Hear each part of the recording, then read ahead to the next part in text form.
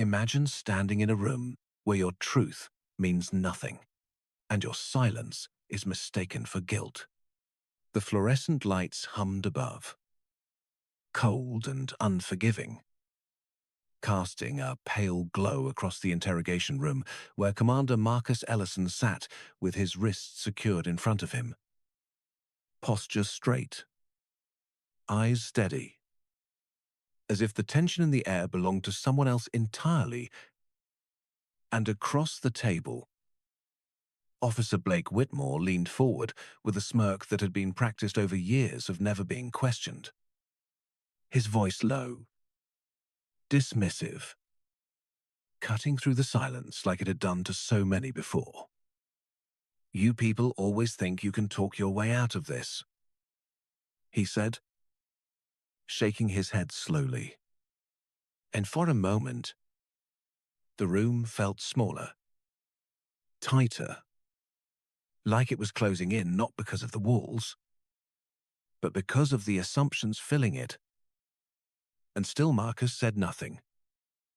Not because he had nothing to say, but because he had learned long ago that in certain rooms, words are not heard. They are judged before they are spoken. And his eyes moved calmly, observing everything. The camera in the corner, the reflection in the glass, the rhythm of footsteps outside. Details most people would miss, but not him. Never him. And Whitmore mistook that silence for weakness. Stepping closer, tapping the table once, as if to remind Marcus who controlled the space. "Let me guess," he continued, his tone dripping with quiet arrogance. "You found that uniform somewhere and thought no one would question it." His eyes flicked down at the ID card, then back up again, already dismissing it before understanding it. "Commandé," he added, with a faint laugh. "That is a big title for someone like you." And that was the moment. Not loud, not dramatized, but heavy. The kind of moment where dignity is tested in silence. Where a man is reduced not by facts, but by perception. And Marcus held his ground without moving, without reacting, because he knew something Whitmore did not. Something no one in that room understood yet. That power does not always announce itself. Sometimes it waits. Sometimes it watches. Sometimes it lets the room reveal exactly what it is before it decides to change it. And outside, faint but real, something had already begun to shift. A presence approaching, a correction already in motion. But inside that room, Officer Whitmore still believed he was in control. And that belief was about to cost him everything. The hallway outside the interrogation room carried on like nothing unusual was happening. Officers walking past with coffee cups in hand. Conversations half finished. Radios murmuring in clipped tones. But inside the room the air had shifted in a way that could not be measured. A quiet pressure building beneath the surface. And Commander Marcus Ellison felt it without needing to see it. The same way he had felt storms roll in across open water long before the sky changed color. And still, he sat unmoving, his gaze resting now on the edge of the table where his identification card lay. Slightly angled, the embossed seal catching the artificial light with a faint, deliberate shine that seemed almost out of place in a room built on assumption rather than verification. Officer Blake Whitmore, meanwhile, had moved to the far side of the room, flipping through the thin file he had assembled with the confidence of someone who believed the story was already complete. His fingers tapping occasionally against the paper as if punctuating his own conclusions. And every so often he would glance back at Marcus, expecting frustration, expecting resistance, expecting anything that would confirm the narrative he had already chosen. But the stillness he received instead only deepened his irritation. Because there was something unsettling about a man who did not argue when accused, something that refused to fit into the pattern Whitmore had relied on for years. "You know what your problem is," Whitmore said after a moment, not looking up from the file, his voice casual, but edged with impatience. "You think silence makes you look smart?" He let out a short breath, almost a laugh. "It does not." And still, Marcus said nothing, his focus drifting briefly to the faint reflection in the one-way mirror, where a shadow shifted just enough to suggest someone watching more closely now, someone who had not been paying attention before, and that detail, small as it was, confirmed what he already suspected. That this situation had begun to move beyond the control of the man standing across from him, out in the main office. The young officer who had paused earlier found himself unable to ignore what he had seen. The seal on the identification, the unfamiliar wording. The way it did not match the usual forms he had processed during his time at the precinct, and he hesitated near the front desk, glancing toward the supervisor's office before finally stepping inside, lowering his voice as he spoke. "Sir, you might want to take a look at something," he said, holding up a brief note he had scribbled, unsure of how to explain what felt off without sounding uncertain. And the supervisor, a man who had learned over time to trust instincts that disrupted routine, frowned slightly, taking the note and reading it once. Then again, the lines deepening around his eyes as recognition began to form. Not fully, not yet, but enough to create doubt where there had been none. Back in the interrogation room, Whitmore closed the file with a soft snap, turning back toward Marcus with renewed certainty, as if deciding that the lack of cooperation itself was proof enough. "Here is how this goes," he said, stepping forward again, resting one hand flat on the table. "You admit you were impersonating. We processed the paperwork, and you are out of here faster than you think." He paused, tilting his head slightly. "Or you keep playing this game, and you spend the night explaining yourself to people who are a lot less patient than I am." The offer hung in the air, framed as generosity, but built on assumption.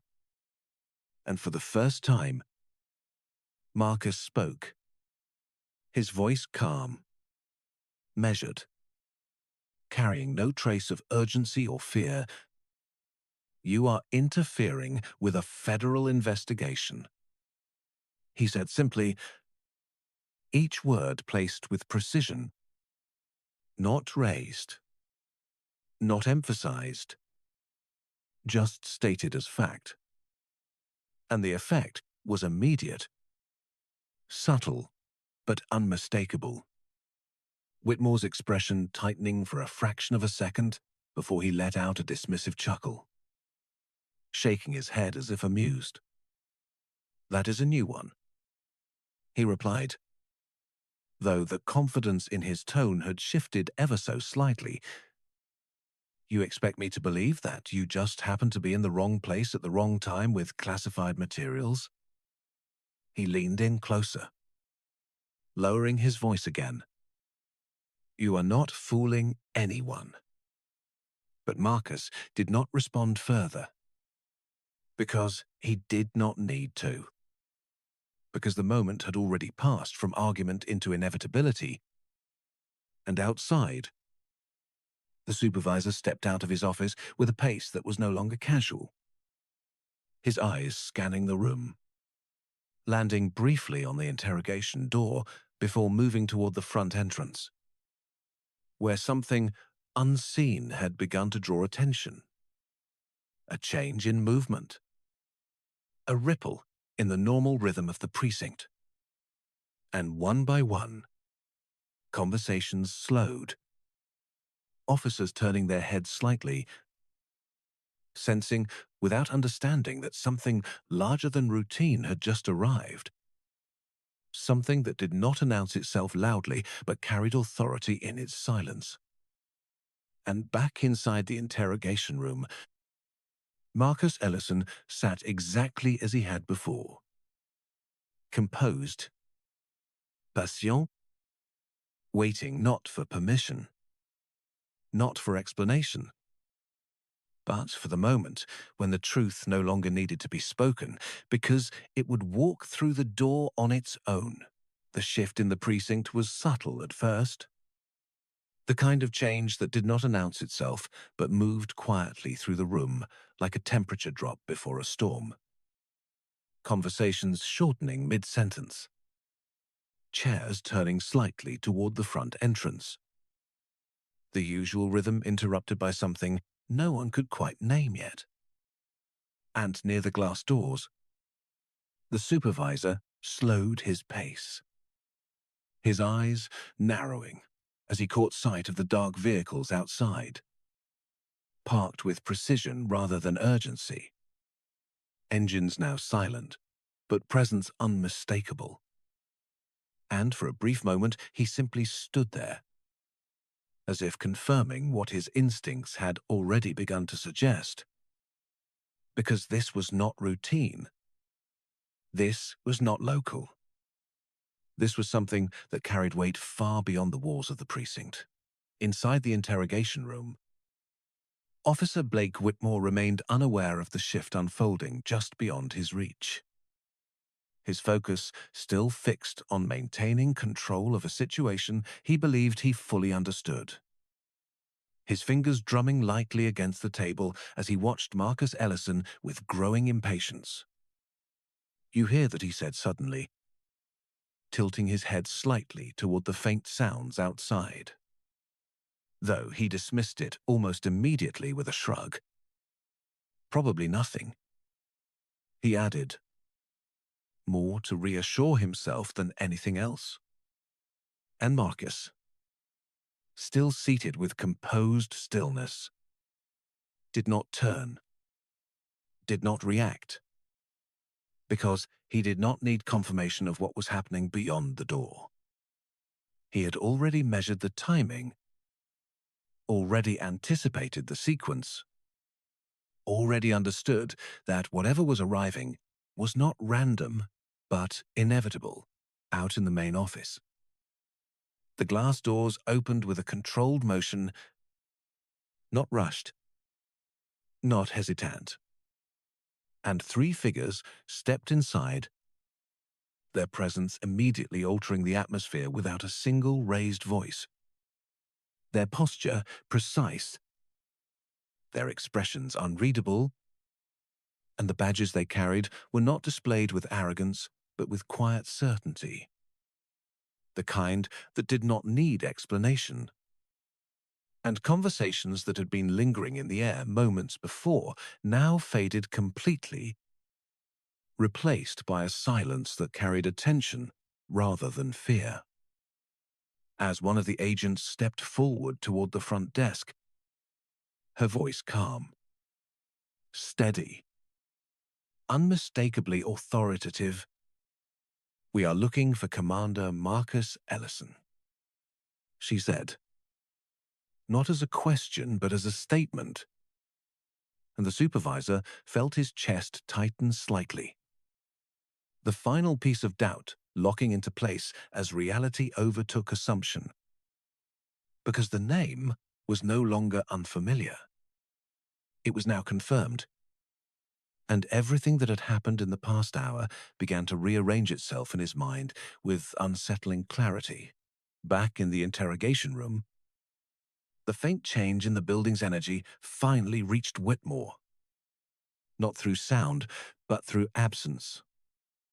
The sudden quiet that replaced the usual background noise. And he paused mid-step, glancing toward the door, as if expecting someone to interrupt, though his expression quickly hardened again, unwilling to concede control to something he could not yet see. "Looks like your story is getting attention," he said with a thin smile, though the confidence behind it had begun to fracture. "But it will not change anything." And, for the first time, Marcus shifted slightly in his seat. Not out of discomfort, but with the deliberate calm of someone who knows the moment has arrived, his gaze lifting toward the door with quiet certainty, as if acknowledging a presence that had not yet entered but was already felt. The hallway outside grew still as the agents moved with measured steps toward the interrogation wing. No urgency in their pace, no hesitation in their direction. And officers who might have questioned them instead stepped aside without being asked. Not out of fear, but out of recognition, the kind that comes from understanding hierarchy without needing it explained.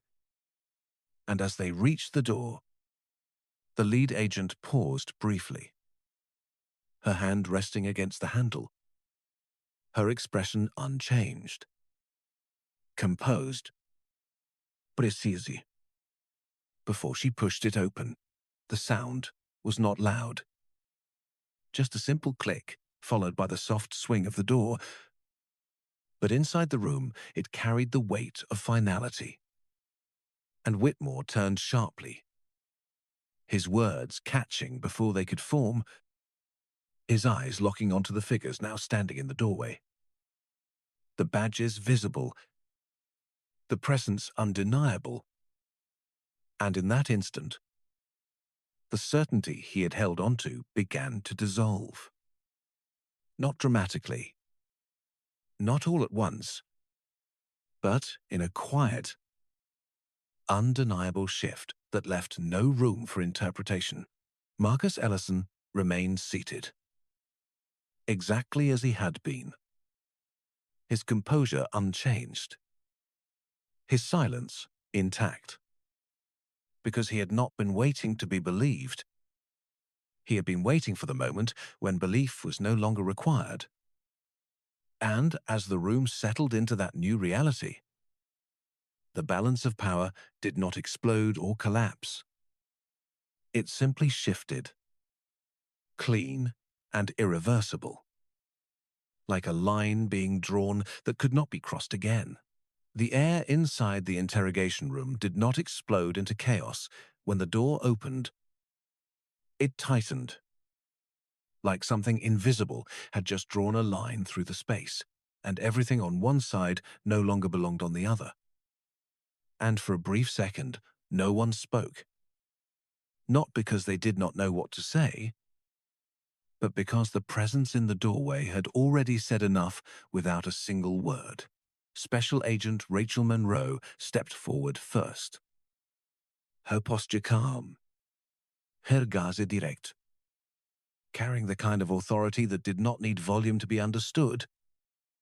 And behind her, the other agents remained still, not scanning the room, not reacting, simply present, as if the outcome of this moment had already been determined long before they arrived.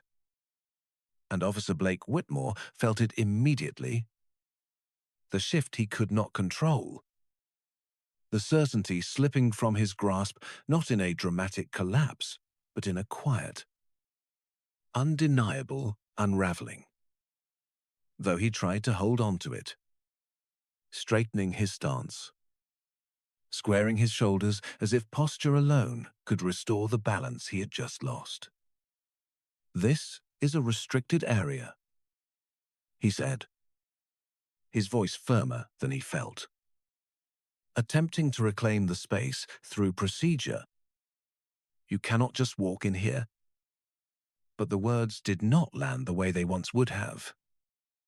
They did not carry the same weight, because the context had changed, and he could feel it even as he spoke.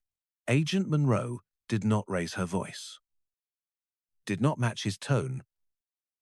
She simply reached into her jacket and displayed her credentials with a measured motion, holding them steady just long enough to be recognized, not long enough to invite debate.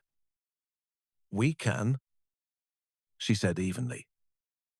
And then her eyes moved past him, not dismissing him, but placing him exactly where he now belonged in the hierarchy of the moment. Before settling on the man still seated at the table. "Commander Ellison," she continued, her voice shifting slightly. Not softer, but more precise, acknowledging not just the name, but the authority behind it. And for the first time since entering the room, Marcus Ellison moved with intention, lifting his chin just slightly in recognition. Not as someone being rescued, but as someone whose position had finally been acknowledged in the correct context. Whitmore's gaze flicked between them. Confusion, beginning to replace certainty. His earlier confidence, now searching for something solid to stand on. "He is under investigation," he said quickly, stepping forward half a pace. As if proximity might reassert control, he was detained for impersonation and suspicious activity. The words came out faster now, less measured, as if he needed to justify not just his actions, but his authority to the room itself. But Agent Monroe did not react to the explanation, did not question it, did not engage with it at all. Instead, she stepped forward, placing a thin folder on the table with a soft, deliberate motion. The sound barely audible, but somehow final. "No," she said calmly. He was detained while in possession of federally protected materials related to an active investigation under the jurisdiction of the Naval Criminal Investigative Service. Each word landed with clarity. Not force, but precision. And the difference mattered because this was not an argument. It was a correction. The silence that followed was heavier than anything that had come before. Not empty, but full of realization. And Whitmore felt it settle around him, the edges of his understanding shifting as the situation rearranged itself into something he had not anticipated. Something he had not prepared for. "That is not possible," he said, though the certainty was gone now, replaced by something closer to disbelief. He never identified himself, and for a moment, just a moment, Agent Monroe's expression changed. Not into anger, not into frustration, but into something colder, something more controlled. "He did," she replied, her voice still level. "You chose not to recognize it." And the distinction hung in the air. Subtle but absolute. Because it was no longer about what had happened. It was about what had been ignored. Behind her, one of the agents moved quietly toward the wall, retrieving the identification card and the sealed envelope from where they had been left, handling them with care. not because they were fragile, but because they mattered. And as the items were placed back on the table in front of Marcus, the contrast between assumption and reality became impossible to ignore. The markings, the seals, the details that had been dismissed earlier, now visible in a different light, now carrying the weight they had always held. Whitmore took a step back without realizing it, his body adjusting before his mind could catch up. And for the first time since the beginning of the encounter, he did not have a response ready, because the situation no longer belonged to him. It no longer moved within the boundaries he understood. And as Agent Monroe turned slightly, addressing the room rather than just the man in front of her, her voice remained steady, controlled, leaving no space for misinterpretation. "Commander Ellison will be released immediately," she said. Not as a request, not as a negotiation, but as a directive that had already been set in motion. And in that moment, the room did not erupt.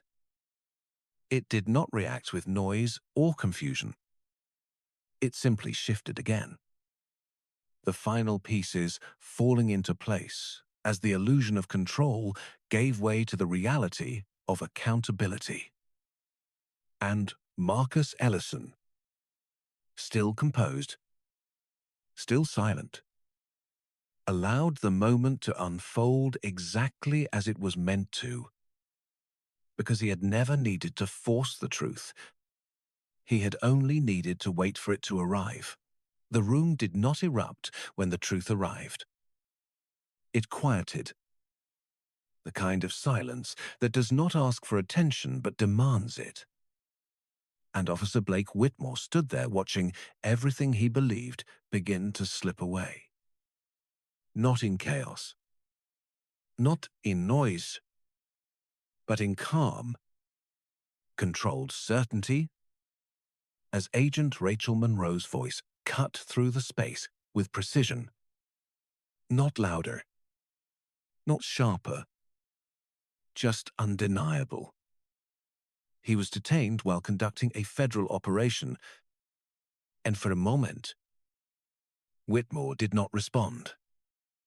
Not because he disagreed, but because something inside him had begun to shift. Something he could not immediately explain. The realization creeping in through details he had ignored. The badge, the tone, the presence of the agents behind her, and most of all, the man he had just dismissed, still standing there, calm, unchanged, as if this moment had been expected all along. "That is not possible," Whitmore said finally, but the words no longer carried authority. They carried doubt. And Monroe did not argue. She did not raise her voice. She simply corrected reality. It already happened. She said, and that was enough, because the truth does not need to defend itself when it stands on its own. And slowly, almost imperceptibly, Whitmore stepped back. The movement small but irreversible. Marking the exact moment, control left his hands. And Marcus Ellison rose from his chair with quiet composure, adjusting his jacket as if nothing extraordinary had occurred. Because for him, nothing had changed. Only the way he was seen. And as his identification and sealed documents were returned to him, the room seemed to realign itself around that truth. The same items once dismissed, now handled with care, with respect. And Whitmore watched it all unfold. Not with anger, not even with resistance, but with something far more unsettling: understanding. Because in that moment, he was no longer the one defining the situation. He was the one being defined by it. And Marcus paused just long enough to look at him. Not with judgment, not with triumph, but with quiet clarity. The kind that does not need words, because some lessons are not taught through confrontation. They are learned through exposure, through the undeniable weight of reality. And as Marcus turned toward the door, walking past the man who had tried to reduce him, the silence that followed was no longer empty. It carried meaning. It carried consequence. It carried the unmistakable truth that power, when misunderstood, does not disappear. It simply reveals who was never worthy of it. The hallway seemed longer on the way out. Not because the distance had changed, but because every step now carried a different weight. A shift that everyone present could feel, but no one needed to explain. And as Commander Marcus Ellison moved forward with steady composure, the agents maintaining a respectful distance around him, the quiet authority of the moment followed like a shadow, subtle but undeniable. While behind them, the precinct slowly began to breathe again. Conversations returning in fragments. Voices lower now, more measured, as if the building itself had just been reminded of something it had forgotten near the front desk. The supervisor stood with a posture that was no longer casual, his attention fixed on the agents as they passed, his expression reflecting a careful balance between professionalism and concern, because what had just unfolded was not a simple mistake. It was a fracture in judgment. And fractures, once visibles, do not disappear easily. Officer Blake Whitmore remained in the interrogation room for a moment longer than necessary, his gaze still resting on the empty chair where Marcus had been seated, as if trying to reconcile the image in his mind with the reality that had replaced it. And for the first time since the encounter began, there was no immediate reaction, no quick explanation forming, only a quiet stillness that felt unfamiliar. Because the framework he had relied on had shifted beyond recognition, and as he finally stepped out into the hallway, the eyes that met him were different. Not hostile, not confrontationnel, but observant in a way that suggested awareness, the kind that does not accuse but does not ignore either. Ahead, Agent Rachel Monroe slowed her pace slightly, turning her attention back to Marcus with the same composed precision she had carried from the moment she entered. "We apologize for the delay." "Comment dit?" she said, her voice even, not overly formal, but clear in its respect. And Marcus gave a slight nod. His response measured.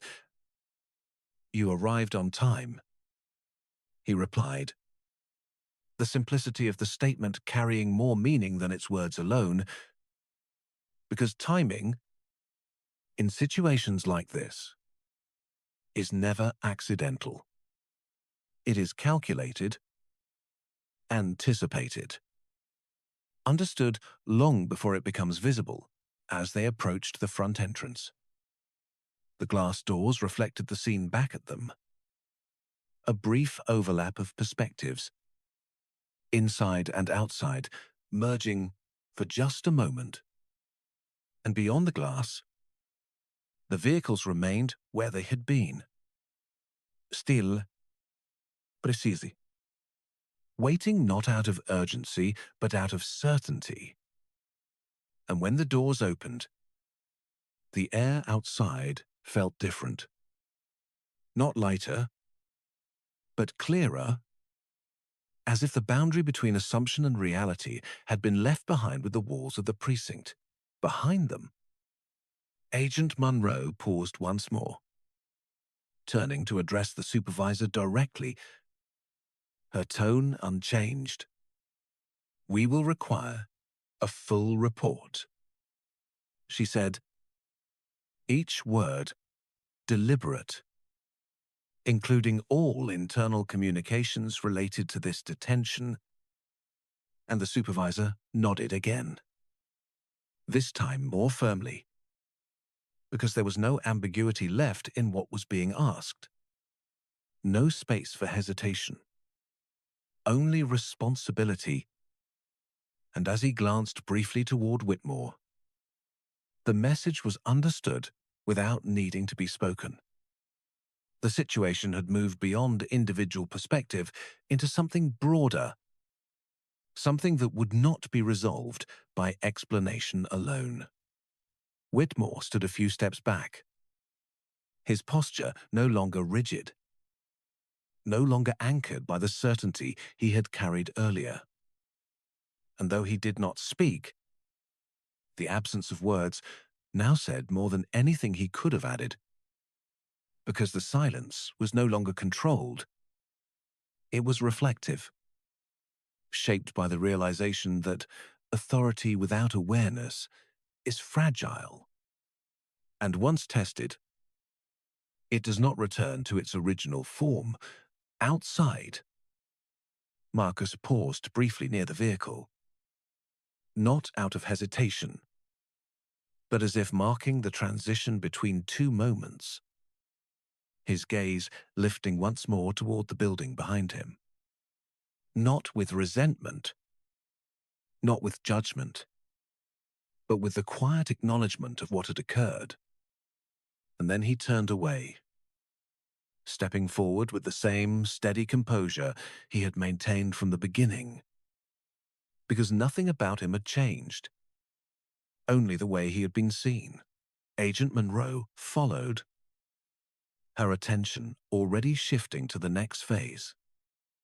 Her voice low as she spoke to one of the agents beside her, outlining steps that moved beyond the immediate, beyond the visible, because situations like this do not end at the door.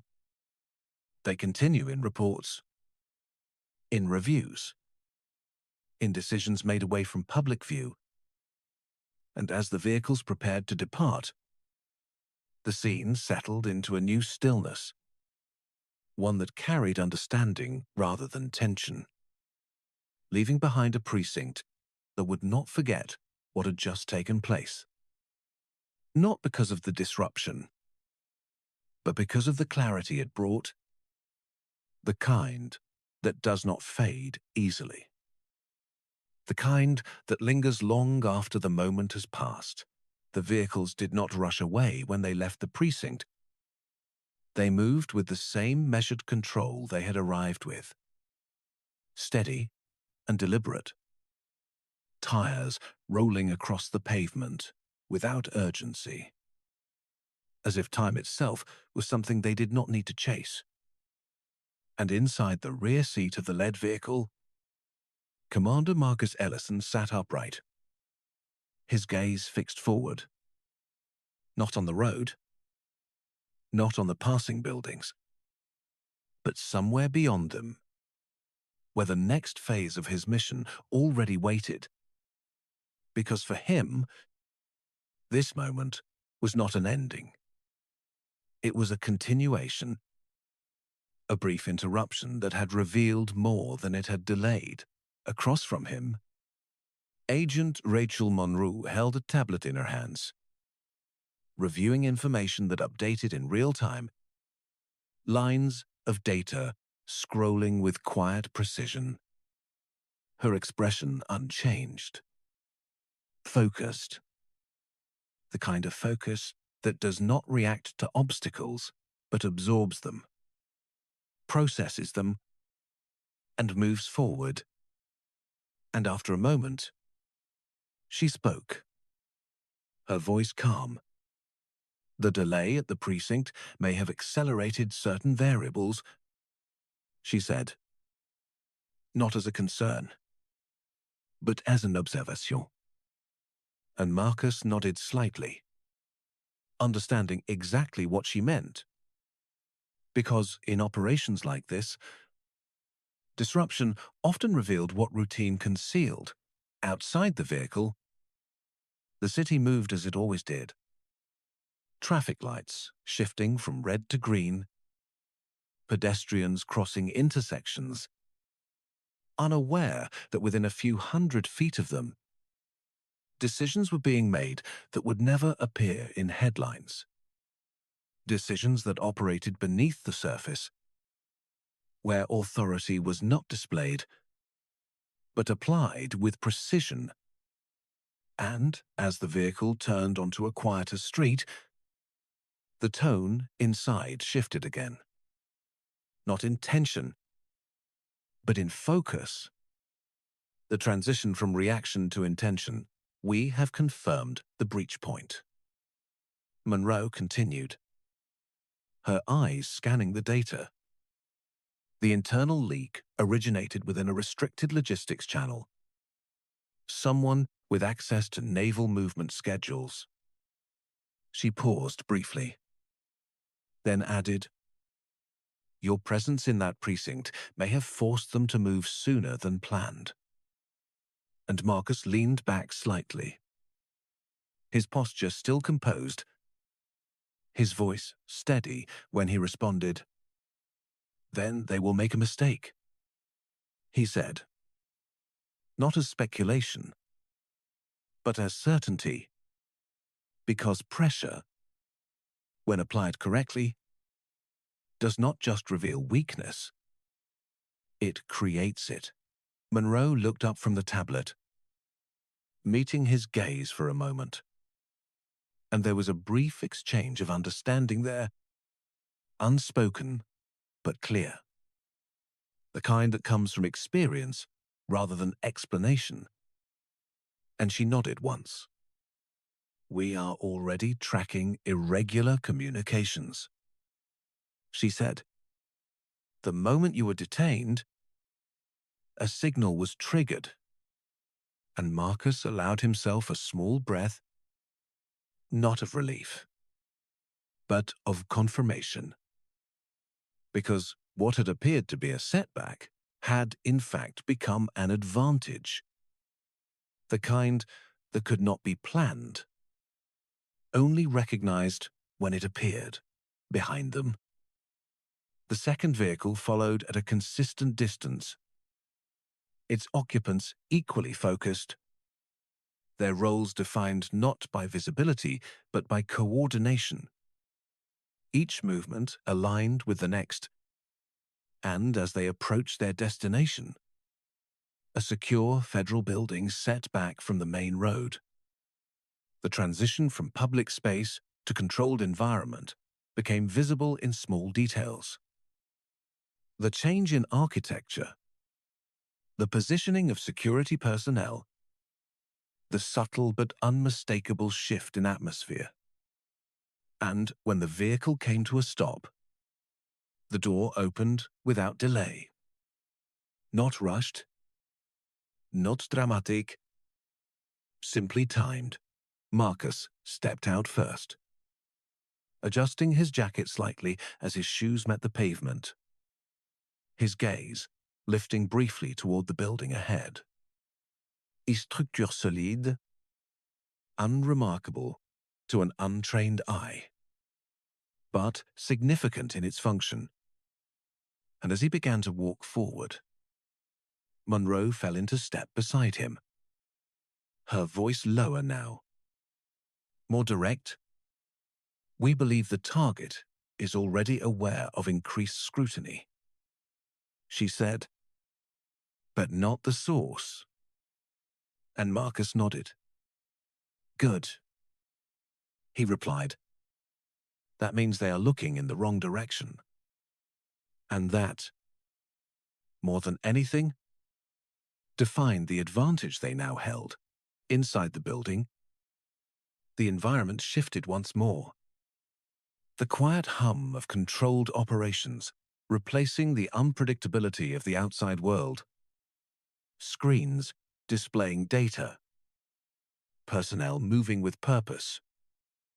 Each action part of a larger structure that did not need to announce itself to function effectively. And as Marcus entered, the recognition was immediate. Not through greetings or gestures, but through the subtle alignment of attention. The way people adjusted their focus without breaking their rhythm. Acknowledging presence without interrupting progress, Monroe guided him toward a secured briefing room. The door opening with a soft electronic confirmation. And inside, a digital display already illuminated the space.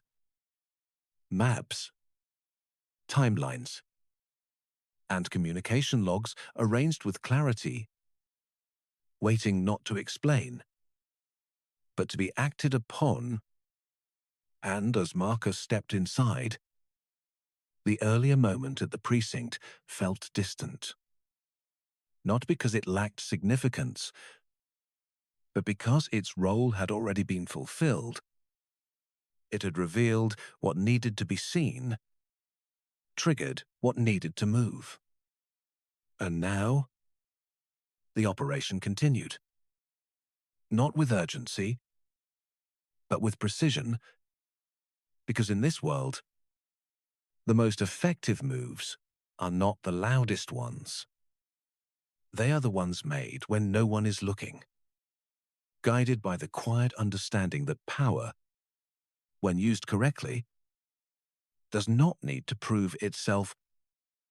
It simply changes the outcome. The door to the briefing room closed with a soft, airtight seal, muting the outside world completely.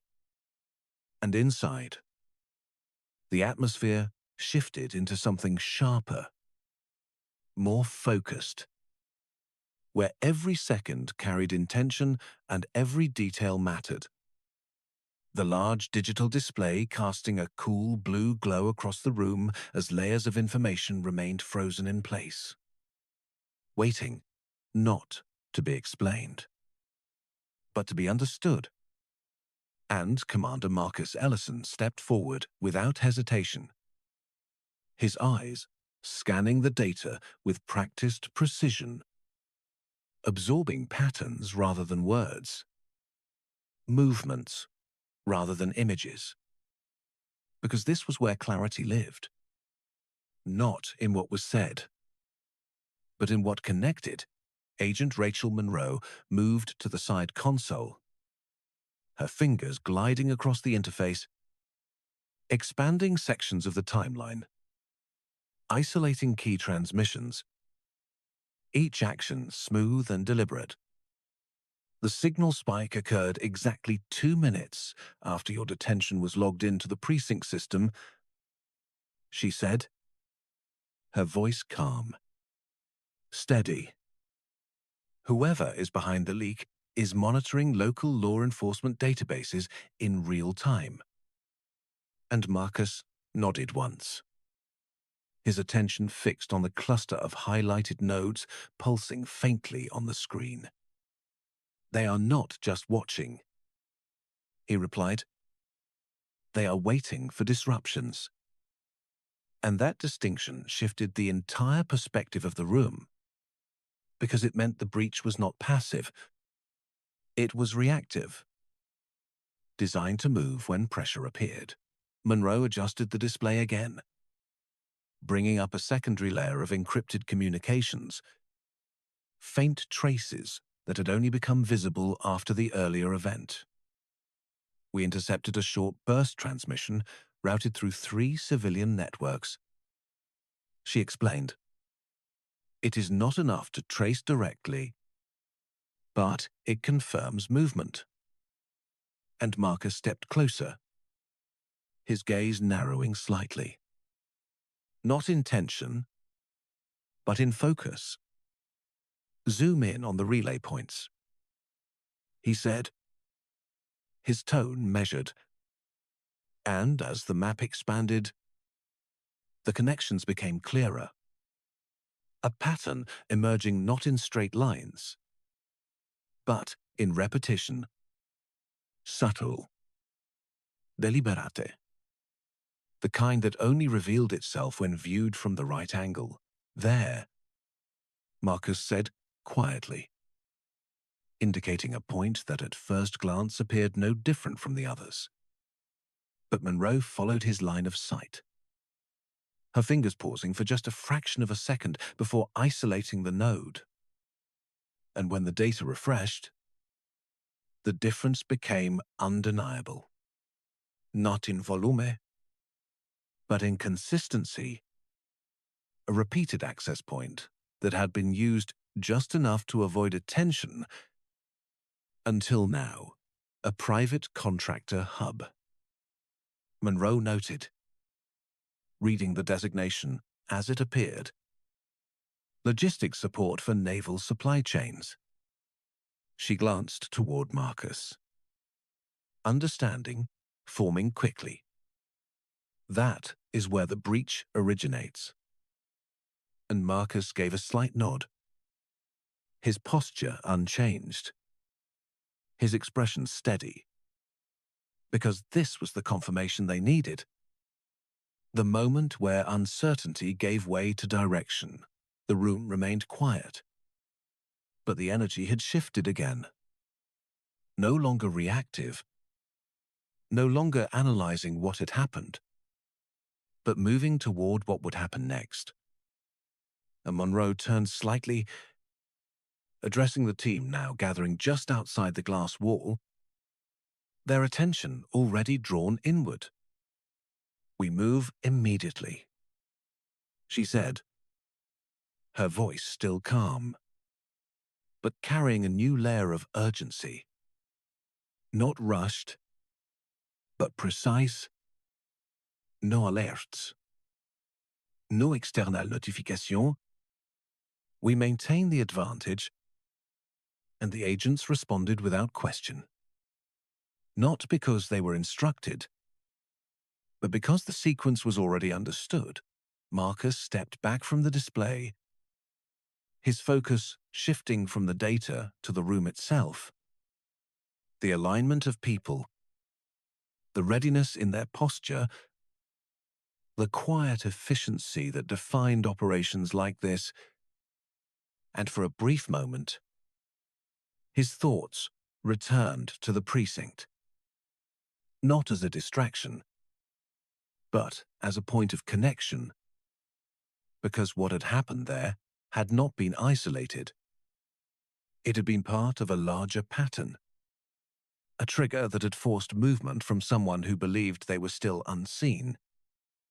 And now that movement had a direction, a location, a path that could be followed, Monroe approached him once more, her voice lower now, intended only for him.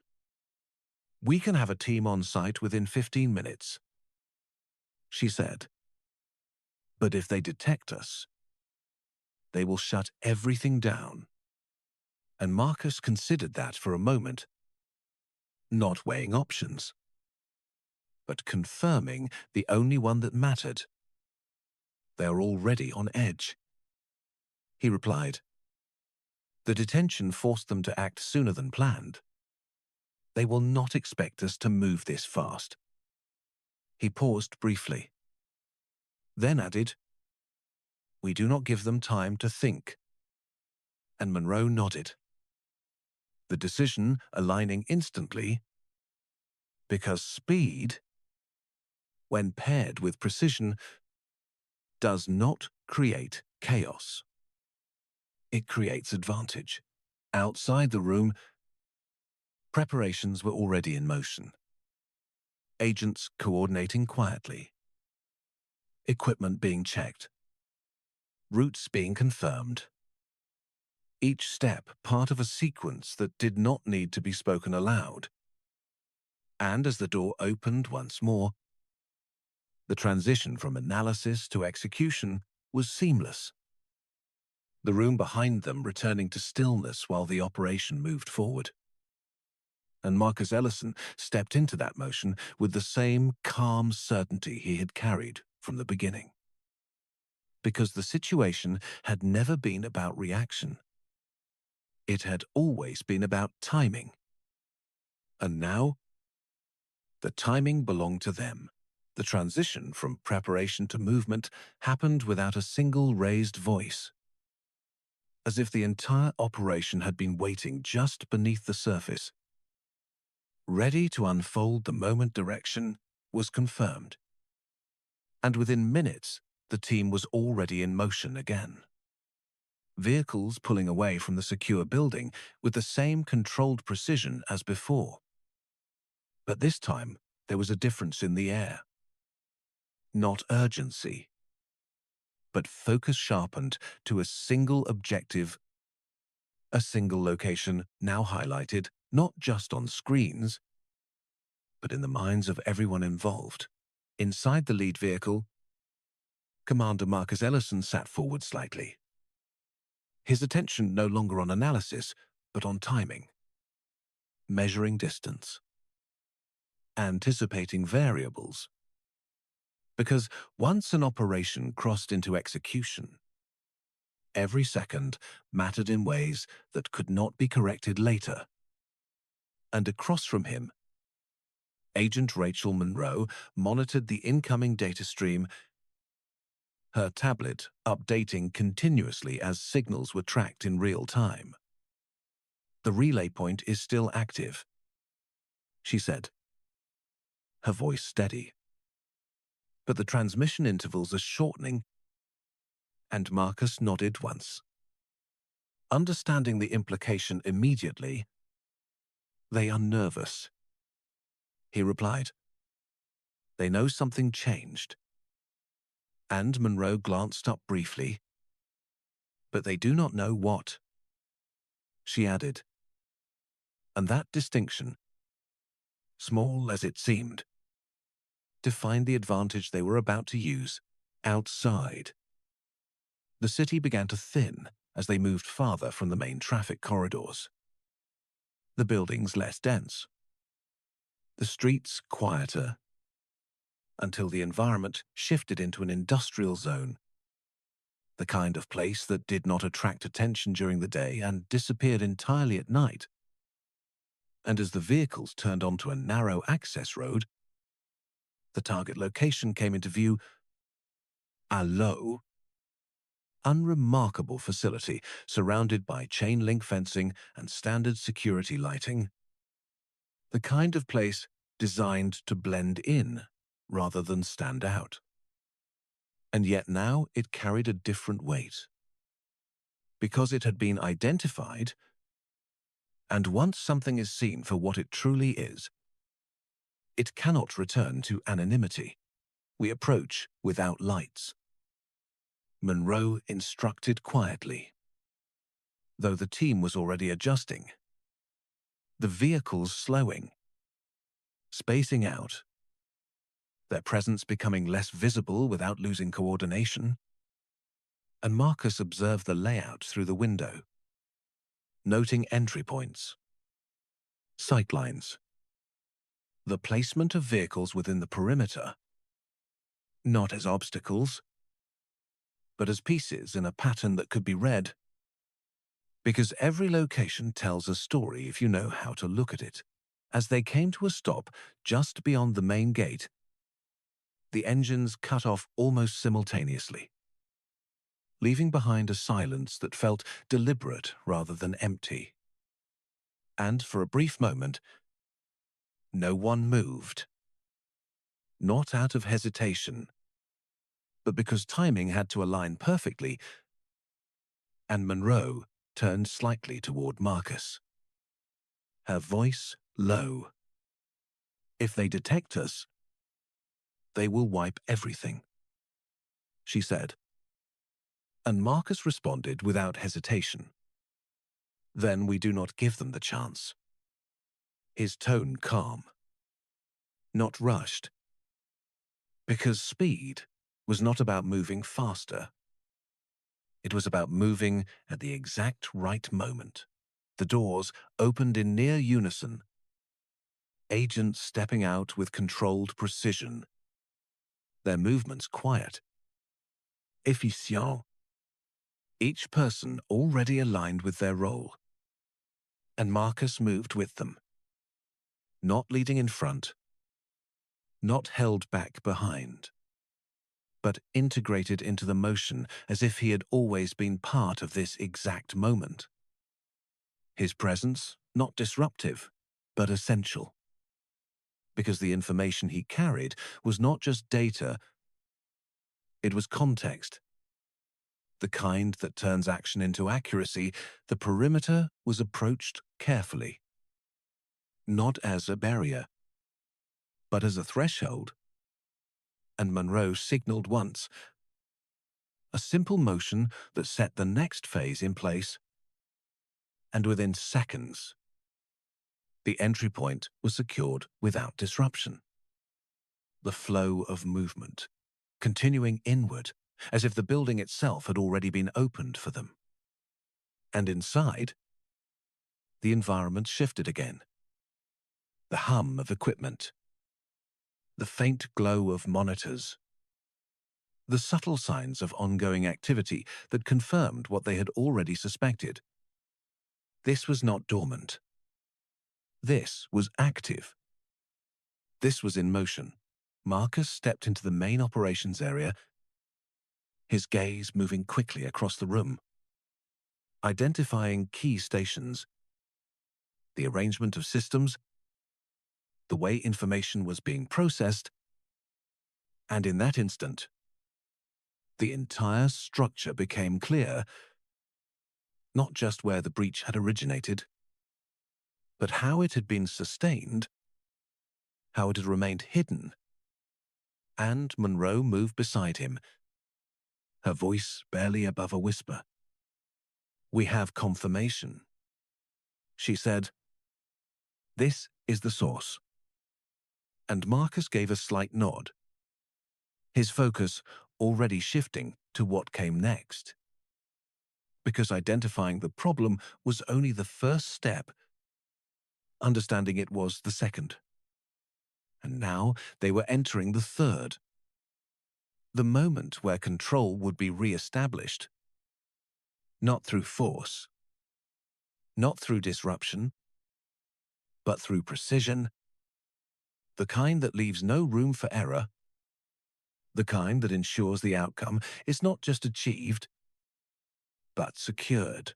Behind them, the team continued to move with the same quiet coordination, each action reinforcing the next. And as the operation unfolded inside the facility, the earlier moment at the precinct felt like a distant echo, not forgotten, but placed exactly where it belonged in the sequence of events. Because without it, this would not have been possible. And now, standing at the center of what had been hidden, Marcus Ellison understood that the real shift had not happened when the door opened behind him hours earlier. It was happening now, in this room, where truth was no longer waiting to be seen. It was being acted upon. The room did not react with panic when the team entered. It reacted with disruption in rhythm, the subtle kind that only trained eyes could detect. Screens flickering as processes were interrupted, hands pausing mid-motion, conversations cutting off before they could finish. And in that fractional moment, the truth of the operation revealed itself more clearly than any report ever could. Because this was not just a facility, this was a system in motion. One that had been carefully designed to remain invisible until it was forced into the light. Commander Marcus Ellison moved deeper into the space, his gaze shifting from one station to another, not searching for individuals, But for patterns, the way data flowed between terminals, the way access points were layered, the way redundancy had been built into the system to avoid detection, and each detail confirmed what he had already suspected. This was not a single point of failure. This was a network, one that relied on precision and silence to function. And now that silence had been broken, Agent Rachel Monroe stepped beside a central console, her fingers already moving across the interface, isolating active processes, locking down external connections without triggering alarms. Each action calculated to maintain control without alerting whoever might still be watching remotely. "We are sealing outbound transmissions," she said quietly, her voice steady. "They will not be able to move anything from here." And Marcus gave a slight nod, his attention shifting to a cluster of screens displaying logistical data, shipping routes, inventory logs, schedules that at first glance appeared routine, but under closer inspection revealed inconsistencies, small deviations that formed a larger pattern, one that pointed not just to information being leaked, but to it being manipulated. "They are not just extracting data," Marcus said, his tone calm. "Precisi. They are altering it." And Monroe paused briefly, her eyes narrowing as she followed his line of reasoning, pulling up a comparative data set, overlaying expected values with actual entries, and as the discrepancies aligned, the scale of the operation became undeniable. Not chaotic, not random, but deliberate, controlled, designed to shift outcomes without drawing attention. Around them, the team continued to move with quiet efficiency, securing terminals, documenting systems, ensuring that every piece of evidence remained intact. Their presence steady, coordinated, reinforcing the control that had been established the moment they entered. And yet, the room itself still held a sense of tension. Not from resistance, but from the realization that whatever had been happening here was no longer contained. It had already extended beyond these walls. "If they have been adjusting supply routes," Monroe said, her voice low, "then this is not just a breach. It is an influence operation." And Marcus nodded, his gaze steady. "They are shaping movement," he replied, "not just observing it." And that distinction shifted everything, because it meant the impact of this network extended far beyond information. It reached into decisions, into outcomes that would ripple outward in ways most would never see. A faint sound broke through the controlled silence. A soft alert from one of the secured terminals. Not loud, not urgent, but enough to draw attention. And one of the agents stepped forward, examining the screen carefully before speaking. "We have a delayed transmission queue," he said. "It was scheduled to send in under 30 seconds. Monroe moved quickly, but without haste, her hands adjusting the system, freezing the process just before completion. And as the data became visible, the room seemed to narrow around it. The significance immediate, because this was not just another piece of information. This was a live action, something that had been set in motion and nearly completed. Marcus stepped closer, his eyes scanning the contents, recognizing the structure, the formatting, the intent behind it. And for a brief moment, the entire operation crystallized into a single point of clarity. This was the trigger, he said quietly. The detention forced them to accelerate this transmission. And Monroe looked up, understanding, locking into place. If this had gone through, she said, it would have altered the next phase of naval deployment. And Marcus gave a slight nod, his voice steady. And no one would have known why. Because that was the nature of operations like this. Not to create visible disruption, but to quietly redirect outcomes. To shift the course of events without ever appearing in the narrative. The room held still for a moment, not in hesitation, but in recognition of what had just been prevented. And then movement resumed. Faster now. More focused, because the objective had evolved from discovery to containment. And Monroe turned to the team, her voice carrying quiet authority. Secure everything, she said. We're not just documenting this. We are shutting it down.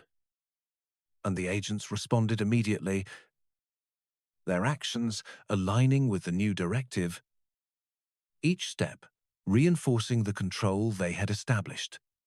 Marcus remained near the central console, his gaze steady, his posture unchanged, because while the operation was moving forward, his role remained the same.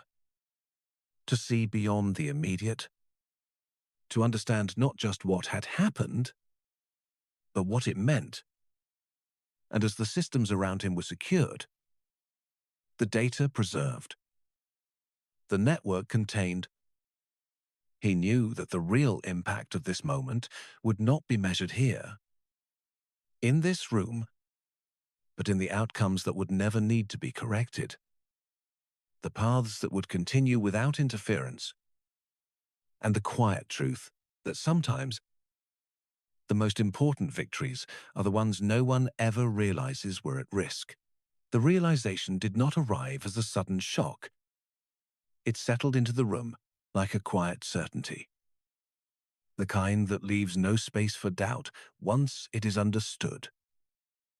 And as the final layers of the system were secured, the structure of the operation revealed itself completely, not just as a breach or a manipulation, but as something far more deliberate.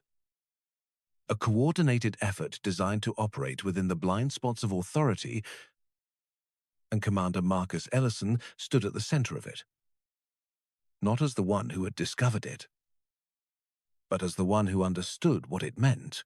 The intercepted transmission remained frozen on the screen, its contents now fully visible.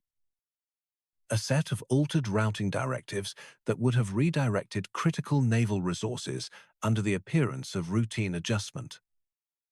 And Agent Rachel Monroe studied it with a focus that went beyond analysis, her mind already projecting the consequences that had just been avoided.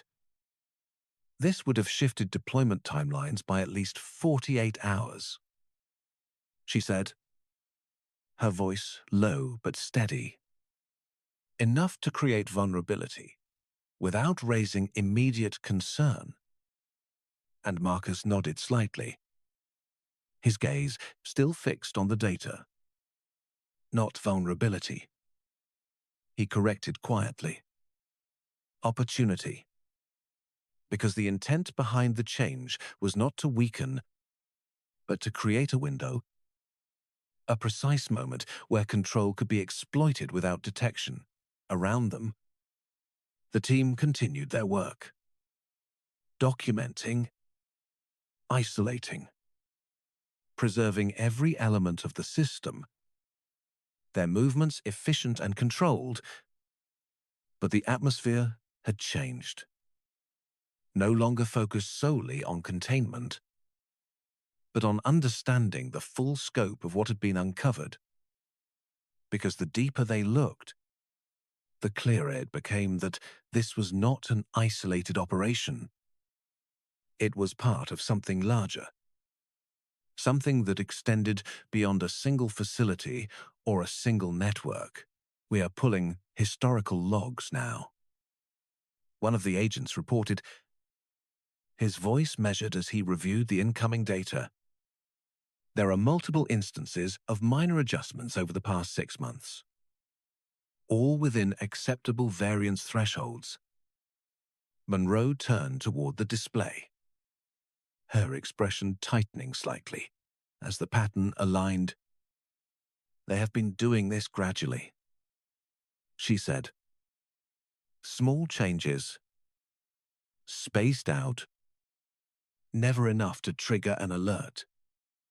And Marcus stepped closer, his attention sharpening, because this was the confirmation he had been expecting. Not a sudden breach, but a sustained influence, one that relied on patience rather than speed. They were building trust in the system, he said, his tone calm. So when the real change came, it would not be questioned. And the weight of that strategy settled over the room because it meant the operation had been designed with foresight, with an understanding of not just systems, but people, the way patterns are accepted over time, the way consistency creates belief. And belief, once established, becomes difficult to challenge. Monroe exhaled slowly. Not out of frustration, but out of recognition. This is not just about information, she said. It is about control. And Marcus nodded, because that had always been the underlying truth. The data was never the goal. It was the means. The tool used to shape outcomes without ever appearing in them. A new set of alerts appeared on the secondary screen. Not from within the facility, but from external monitoring systems now reacting to the containment measures in place. Subtle changes in network behavior, attempts to reconnect, to re-establish access, and one of the agents spoke up again. We are seeing probes from outside nodes, he said. They are trying to verify the system status. Monroe moved quickly, her hands adjusting the response parameters. Do not engage, she instructed. Let them see nothing. Because in operations like this, absence can be more powerful than resistance. And Marcus watched the interaction unfold with quiet approval, because maintaining the illusion of normalcy was just as critical as securing the system itself. If they believe nothing has changed, he said, they will continue to expose themselves. And Monroe nodded, aligning with the strategy instantly, because the objective was no longer just to stop the operation. It was to understand its full extent, to trace it beyond this location, beyond this moment. The room settled into a new rhythm, one that balanced control with observation, action with restraint. And as the data continued to flow, the network revealing itself piece by piece, the earlier events at the precinct took on a different meaning. Not as an isolated mistake, but as a catalyst, the moment that forced movement, that accelerated timing, that revealed what had been carefully hidden. And Marcus understood that clearly, because in his line of work, disruption is not always a setback. Sometimes It is the only way to bring the truth into the open. Monroe stepped beside him once more, her voice quieter now, carrying the weight of what had been uncovered. "We will trace this as far as it goes," she said, not as a promise, but as a statement of intent. And Marcus looked at the screen one last time before shifting his gaze forward. Beyond the immediate, beyond the visible, "We will not just trace it," he replied, his tone steady. "We will end it." And in that moment, the operation moved beyond containment into resolution, not defined by what had been prevented, but by what would come next. Because the system they had uncovered was no longer hidden, it was exposed. And once something like that is brought into the light, it does not survive unchanged. It either adapts or it disappears. And the difference between those outcomes would be decided by what they did next.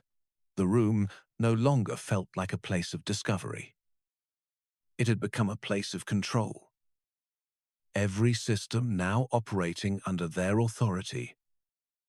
Every signal monitored, every variable accounted for, and yet the operation was not finished.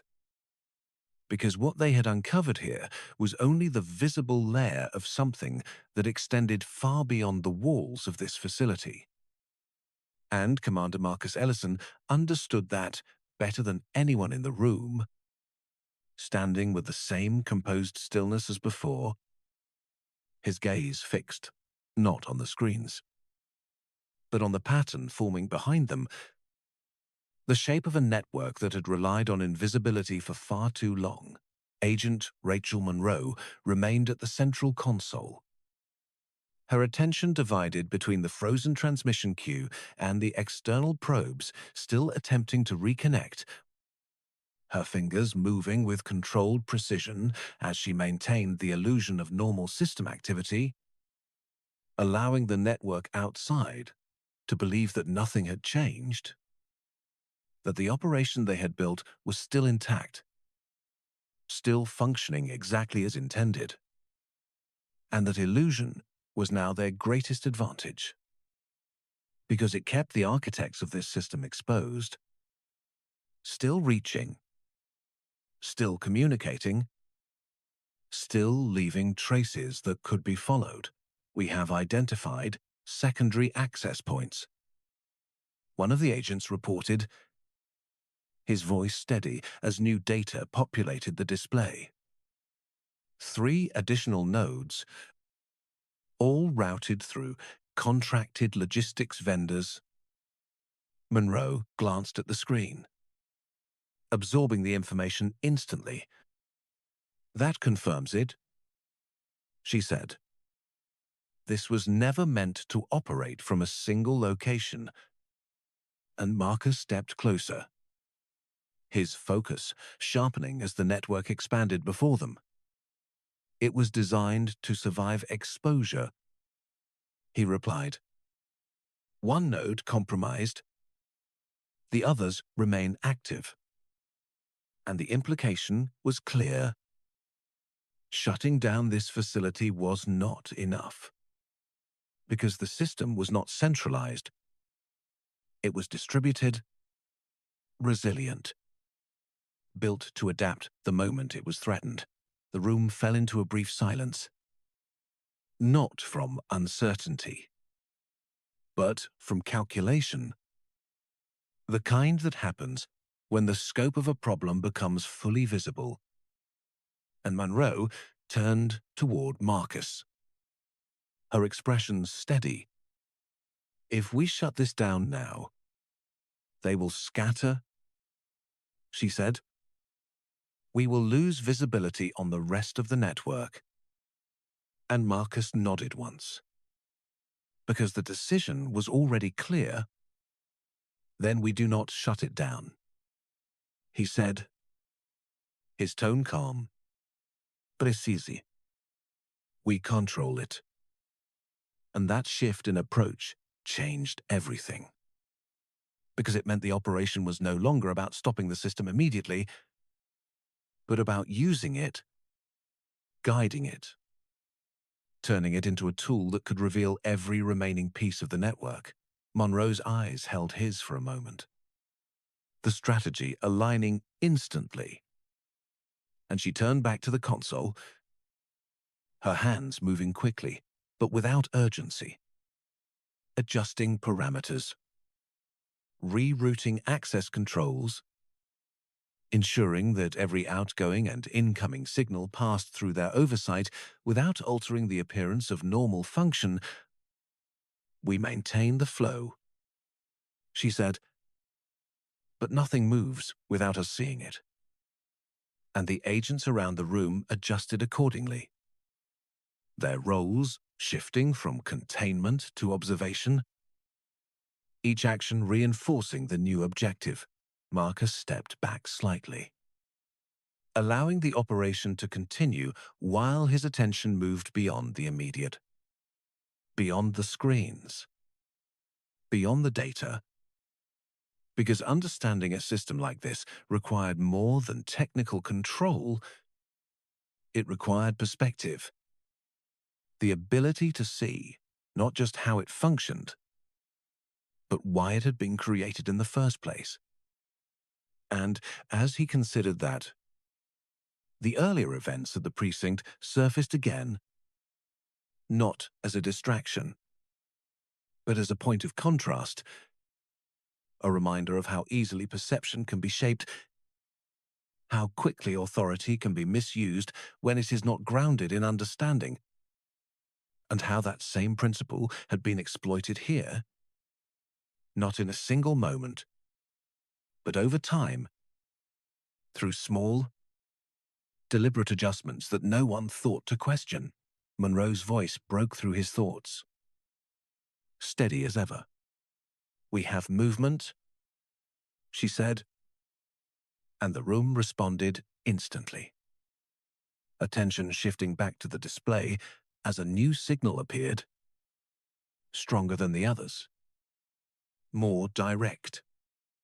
"This is not a probe," one of the agents noted.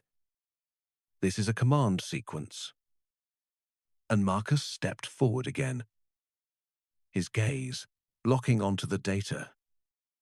Recognizing the structure immediately, "They are initiating a fallback protocol," he said. "They know something is wrong." And Monroe's fingers moved quickly, intercepting the sequence before it could complete, isolating it, analyzing it in real time. "If this executes, it will reroute all remaining activity to a secure channel," she said, her voice still controlled, but carrying the weight of the moment. Because this was the pivot point, the moment where the network would either remain exposed or disappear entirely. Marcus did not hesitate, his voice steady, decisive. "Let it run," he said, and Monroe looked at him briefly, understanding the risk immediately. "If we let it run, they will move everything," she said. And Marcus nodded. "Exactly," he replied. "And we will follow. Because sometimes the only way to uncover the full extent of a system is to allow it to reveal itself, to move, to adapt, to show its true shape." And Monroe held his gaze for a fraction of a second before turning back to the console, making the adjustment, allowing the sequence to continue under their control. Every signal now tracked, every movement visible. The room remained silent as the process unfolded. Not tense, not chaotic, but focused. Every person aware of the significance of what was happening, because this was no longer about a single facility. It was about the entire network, every node, every connection, every hidden layer now beginning to surface. And as the data expanded across the screens, mapping itself in real time, the scope of the operation became undeniable, not just in size, but in intent, and Marcus Ellison stood at the center of it, not reacting, not rushing, but guiding the moment with quiet certainty, because this was where the operation truly began. Not when the breach was discovered, not when the facility was secured, but now, when the system revealed itself completely. And for the first time, it was no longer hidden. It was seen.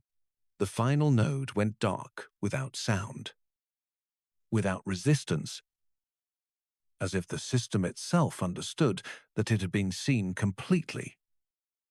And in that quiet moment, the operation ended not with celebration, but with certainty, the kind that settles deeper than victory. Because what had been prevented would never be known to the world outside. And yet, its absence would shape everything moving forward. Agent Rachel Monroe stepped back from the console, her eyes scanning the now silent network.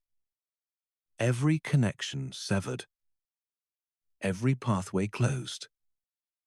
And she turned slightly toward Commander Marcus Ellison, her voice steady. "It is over," she said. And Marcus stood still for a moment, looking at the screens that only minutes ago had revealed a hidden system capable of altering outcomes without ever being noticed. And he shook his head gently. Not in disagreement, but in precision. "No," he said quietly. It was stopped. And the difference mattered. Because ending something implies it existed openly, but stopping something means it never gets the chance to become real. Outside, the world moved on as it always did. Cars passing, people talking, decisions being made without ever realizing how close they had come to being changed. And inside, the team began to shut down their own systems, their movements calm, controlled. Because their work was not about recognition, it was about outcome. And Marcus turned toward the exit, his posture unchanged, his presence as steady as it had been from the moment he first sat in that interrogation room hours earlier. The same man, the same silence, the same clarity. Only now, the truth that had once been ignored had reshaped everything around him. And somewhere in that contrast, between a man who believed power came from a badge and a man who understood it came from responsibility, the lesson remained quiet but undeniable. Because, in the end, authority is not proven by who you can control, but by what you choose to protect. And on that day, the man they thought did not belong was the only one who truly understood what justice was supposed to look like.